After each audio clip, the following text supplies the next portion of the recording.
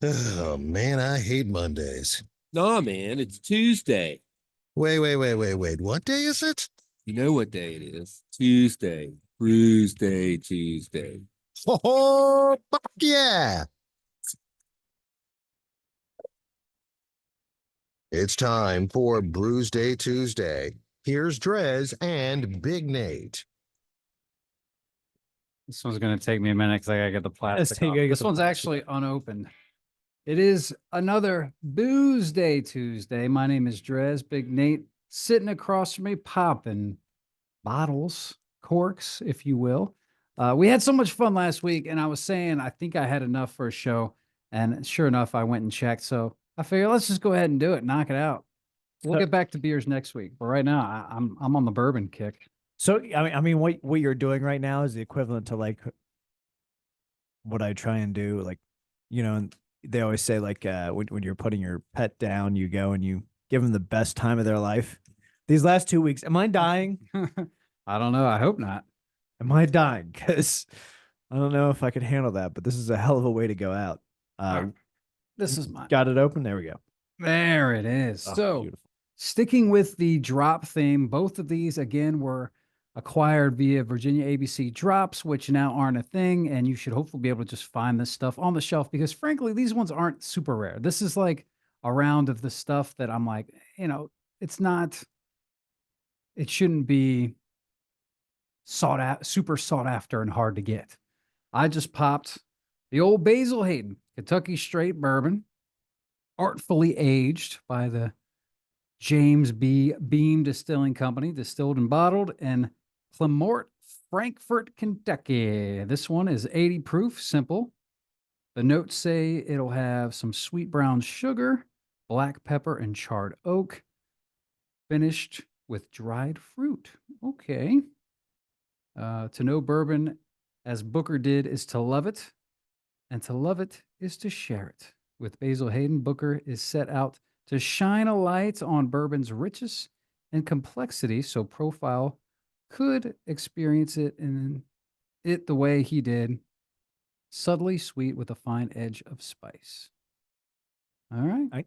I think this is the round of just phenomenal bottles. I love that there's like that.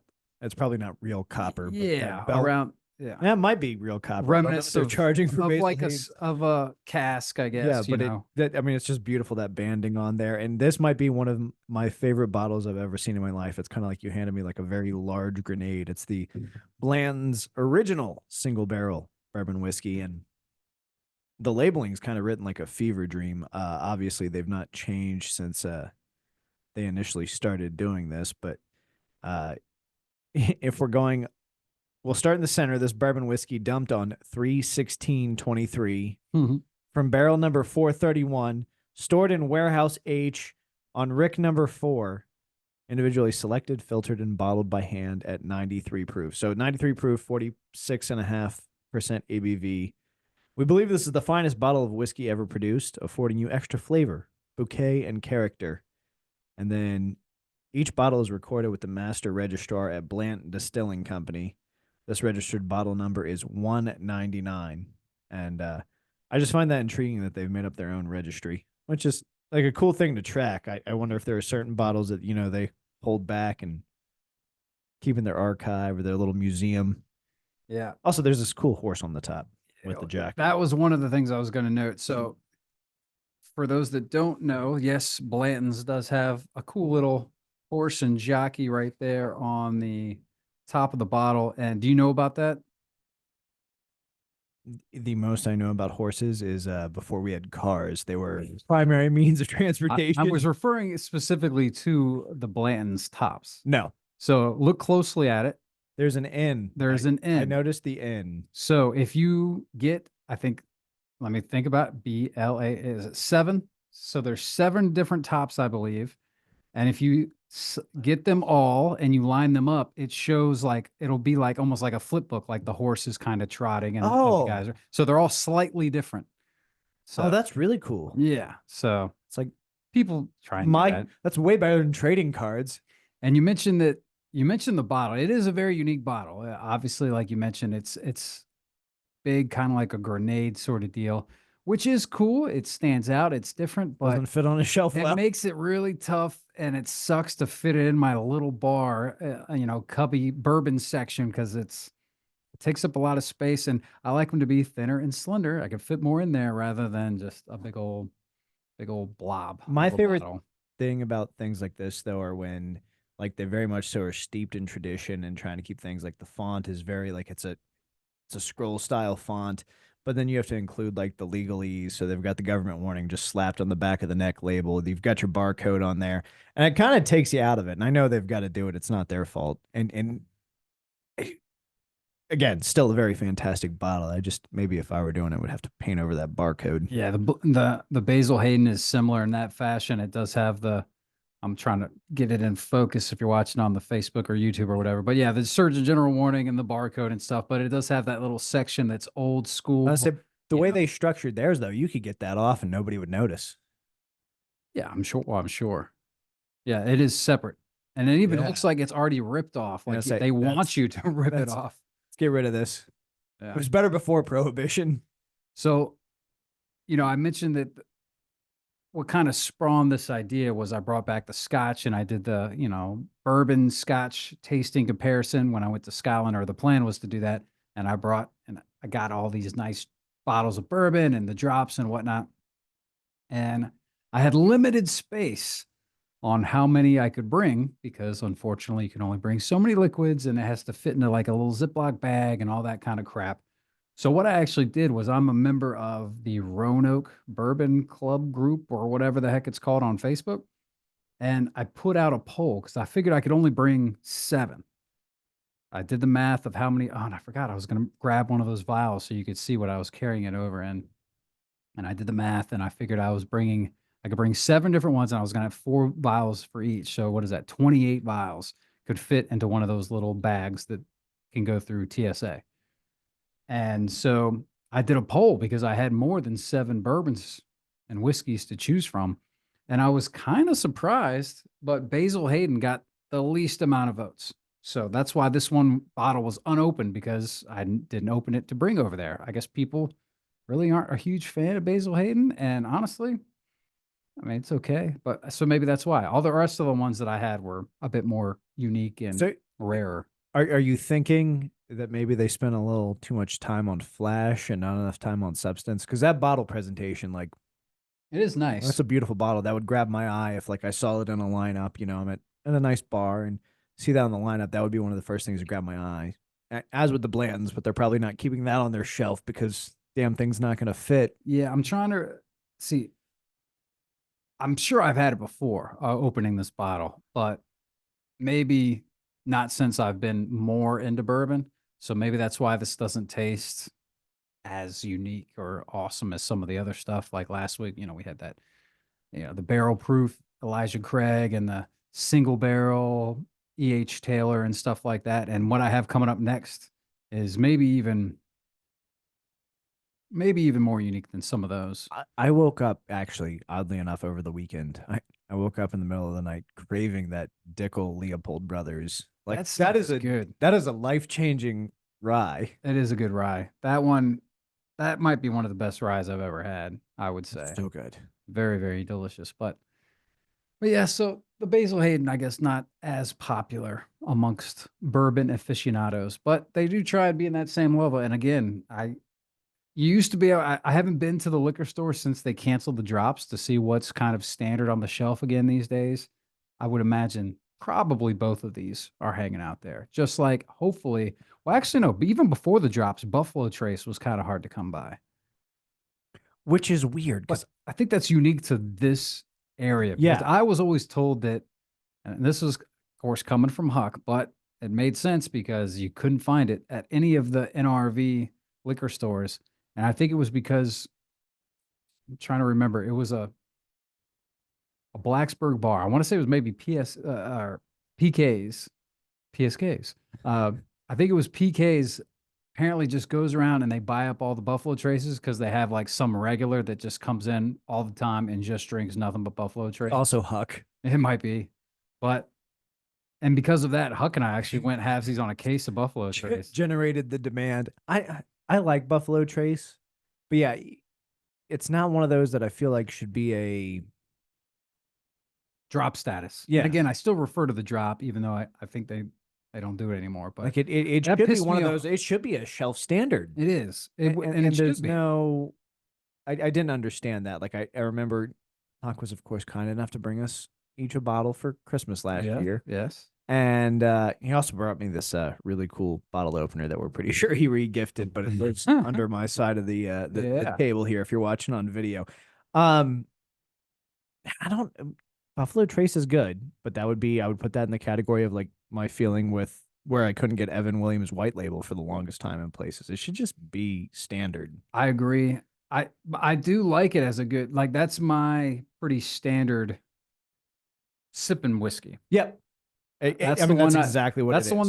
that I tend to have readily available because, like I said, Huck and I went halfsies on a case, so I still think I have 2 or 3 bottles of Buffalo Trace, and like sitting in my basement. So I'm just used to having that to regularly sip on, you know. But it shouldn't be hard to come by, and No. then you come outside of this, 40-mile radius or whatever, and there's tons of bottles all over the place. I remember when I was in Scotland. They had Buffalo Trace at whatever supermarket was walkable from BB's parents' house. And not only did they have it and plenty of it, but it was on sale and cheaper than I could get it here in the States And at a that's Virginia insane. ABC store. Now, did you do the math on it? I mean, obviously you had. Yeah, I had to Half convert. I case. did the No, I mean Oh, like oh. the math on getting it back here. Would that have? well, no, because you'd have otherwise to check a that's bag and all wild. that. Yeah. I mean, that's just there's no good reason for that. There's no good reason. I think in the state of Virginia, Kentucky, obviously, Tennessee, any of the states around this region that you should have a hard time getting any whiskey like that. I mean, this is whiskey country. At least the mass-produced stuff, like a Yeah, Buffalo Like Trace. that's just mind blowing to me. And I think I could be wrong, but it's gotten to the point where if you actually go to the distillery, I think they limit you on how many you can purchase there now. You used to be able to go in there, clean them out, take as much as you want. Because I mean, it's Yeah, they're crap making ton. it every day. I do wonder. I never bought a bottle of Buffalo. I've never bought a bottle of Buffalo Trace. I've always just been lucky enough to have it either gifted or it's where I happen to be at or I'm at a bar and enjoy it. Do you think that's something that arose during the pandemic or was it easy to come by prior? No, it was hard to come by even before. Around Okay. here, it was hard to come by even before the pandemic. That being said, I do kind of blame. I don't really listen to it, but I know that I think Joe Rogan must have been plugging it. I don't know if he was getting paid to do it, probably, but I have heard him sipping and plugging Buffalo Trace on his podcast, and I think that might have He helped does jump have the a rabid popularity. fan base. Yeah, I think so. Which is interesting because I've seen him host a show where people are eating like cow eyeballs and crap. Hmm. People forget about Fear Factor. Those were the days, and the second incarnation of the Man Show. That's Remember right. Him, Yes. him and Doug Stanhope took over for Jimmy Kimmel, and Stanhope Adam doesn't get Carolla. enough love. He still has one of my favorite stand-up bits ever about imperialism and hating on France. Oh, dude, Doug's one of the best comedians He's out there, so honestly. good, And it's his funny. delivery. I remember when they took over the Man Show, I was pissed because you don't like change, especially when you're younger. I'm like, who are these guys? Looking back on it, dude, those two are funnier. Wow, Joe Rogan's okay, I guess, as a comedian. He's all right, but Stanhope's brilliant. now. I haven't gone back to watch the show again. It might not have I don't translated, really but like those guys Carolla are a great. lot. He's all right. He's Carolla's good. kind of an odd dude. Yeah. Every time I've ever heard him interviewed, I'm like, this guy maybe possibly has some bodies buried in his basement. He is a bit weird. I And know it from Jimmy Love Kimmel, Line, like, of course. insists that like he definitely 100% is weird like that, and that like they don't talk. They're still friends, but just don't have casual conversation, which is a weird place to be I could see that when though. you hosted that show for all that time. Well, yeah, I don't know if it was that long. What, a couple seasons? In the lifetime of Spike TV, that was forever. It Comedy Central. was Comedy Central, and then it was on Spike is when I caught Did up. they take it over, or did they just replay the stuff from Comedy They may Central? have just replayed. Spike's where I caught it. I'm not sure. I feel like, I mean, it lasted probably a couple seasons. I would Man have Show to- Boy and R.I.P. the Fox. Remember he would chug the beer like crazy? That was insane. He could put him away. I'm always. I mean, do you rehearse at that, or do you just go like Stone Cold Steve Austin? You know how his whole shtick was like slamming the beers before. Well, he's not. He's pouring them all down his chest. According to him on his podcast, he absolutely was, because they went to Japan, and Japan has weird beer laws, so like it can't be higher than 2.5%. And so he like got a lager there because it's cheaper to just go get it at a convenience store near the venue, and he said it threw him off for the rest of the match because he was still sober. I don't. I mean, believe there that was at a all. great deal of beer poured on him, but Well, not only that, but how I mean, would Stone Cold lie to us? because for the bit, I guess, even all these years later, I mean, he wasn't chugging. They were going all over. And what was he doing? No, they're Like definitely two, going all over, but if that. yeah, So you chug, you slammed it to half the- chug 2 half beers tops. You're gonna get a buzz from that. probably. I mean, No. you don't know what he's drinking beforehand. Plus, he's a giant. I mean, he's a wrestler at human that point. being. What was he? Probably 250, all muscle. Yeah, I don't think one beer is gonna make a difference. I'm just telling you what he said. I trust him. He's never lied to me before. Damn it, Stone Cold. It's still real to me. Damn it. There are certain like you've heard the legends of like Andre the Giant and like Oh yeah, his I think insane drinking habit. I don't know if it's an official world record, but he was known to put away, I think, like 3 cases in one Yeah. sitting, something insane like that, 70 some beers. And Because he was just a beer can in his hand looked like it was a Dixie thimble. cup. Yeah, it was so nothing. small, and it Wild. always insane to me. The other one is Ric Flair's habit that he eventually I think has gotten out of, but like any bar he was in, he was just so like bummed out and depressed with his like lot in life that he would just pay everyone's bar tab just so he could have friends, which is really sad when you think about it. I don't know about that either. That's interesting. I don't know. They That covered it on the 30 for 30 about Ric Flair, and then it was also mentioned in the Dark Side of the That's Ring. what like, nobody would want to come up and actually just be happy that, like, I feel like most people I know would be I'd be like, stuck. holy crap, yeah, it's Ric Flair, you know? No, I mean there was that time he was like the heel, and I guess maybe then, but I still, I assume only the people getting mad at him are it's still real. I mean, damn it, diehards. people. Yeah, exactly. Again, sorry if I'm a bit skeptical about wrestling It's all plot scripted. lines and stories. Yeah. So either way, we're sipping bourbon once again because, well, why the hell not? It's a Booze Day Tuesday. I'm feeling it. It is. And thank goodness, man. I mean, I know it kind of teased us and now it's sprung back a little bit, whatever. But I guess officially or unofficially, it is fall. So that means I think it's time to warm up with a little whiskey. You're dropping the water. I didn't even think to do that. This one, I don't think even needs it. You can just drink this one neat. I mean, I don't think I'll this do one it just to did, see but if I it- feel out of posterity. Yeah, might as for well the- give for it the a try. See what experiment. it does. See what it does. No, this blend's delicious. I mean, they are the original single barrel bourbon. Is that what they say? It's right there on the label. That's what they say. Yeah, go ahead and unbung it. I think is what we determined from last week. I don't know. I mean, it's really solid. It's got a good smoky flavor. There's not a lot of complexity like I run into with whiskeys before. I mean, it is single barrel. They very much so refined it. It's almost too pure, if that makes any sense. If there It's- can be such a thing. It's tasty, but it's not giving you like for instance, I think of like Dr. Pepper where they've got all the different flavors going on and your brain's trying to pick it. This is straight bourbon. It's delicious. Got that pleasant warm hug. They're going to lose points because the ABV is only 46.5. But As opposed to the last week we were drinking 50%, pretty almost Which is standard or kind of higher. standard, yeah. Well, really standard is this, Yeah. which I'm sitting, which is just 80 proof. That I think 40? is the All right. standard across of the liquor world. I think 80 proof is pretty standard. I'll give it. Presentation's gonna bump it back up. I'll give it 4.25. 4.25. Yeah.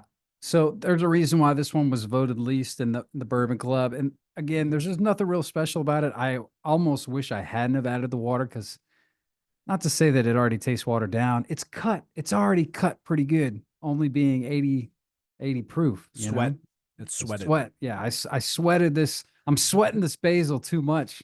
And now it's just, I'll drink it. I can drink this easy peasy. It's not bad. This is definitely a light, easy drinker. I would not recommend putting rocks or water on it. Just chill it if you really want to. Have your glass chilled, perhaps, if you really need to drink it cold. I wouldn't dilute it anymore because it's already cut enough. So don't sweat it, if you will. But yes, the Basil Hayden's is decent. It's not worth dropping material. This was a waste of a drop purchase on my part. I can tell you that. If I could, It's a good thing you didn't take it. Yeah. Either way, it's okay. It's still. I'd say this is run of the mill, decent sipping stuff. 3. I'll give it just a 3. Ooh.